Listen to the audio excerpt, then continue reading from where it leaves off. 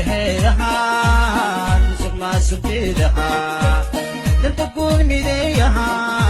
وبعد عدوي دور waxaa saaka duleedka magaalada Burco soo dhaweyn ballaaran lagu sameeyay murashax Maxamed Jaamac Dembiil Balaaki oo kamid ah murashaxiinta u tartamaya golaha wakiilada Soomaaliland kana soo kicitmay magaalada Hargeysa waxaana soo dhaweynta murashaxani ka qayb qaatay cuqaal waxgarad ah haween iyo dhalinyaro iyo badiba qaybaha kala duwan ee bulshada waxaana murashaxa lagu soo wareejiyay jidadka halbowlaha u ah isu socodka gaadiidka ee magaalada Burco murashax Maxamed Jaamac Dembiil Balaaki oo ay shaacinta xafladiisu diyaar ku ahayd hotel Isha Burco ayaa u mahad celiyay taageerayaasha iyo dadweynaha ka qayb qaatay soo dhaweyntan ballaaran ee lagu maamusay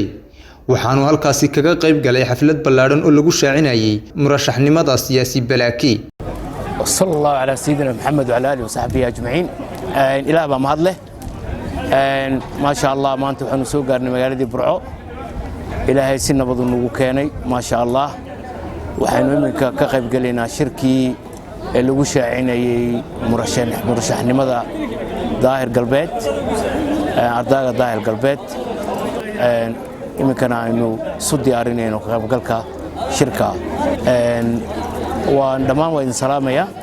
inta taageerayaasha reer Togdheer oo dhan iyo reer Burco oo dhan waa salaamaya waxaan kaloo mid u salaamaya nimankii ka shaqeeyay xafladan qiimaha iyo qaayaha leh aad baan ayagana u salaamaya waxaan kaloo aad u salaamaya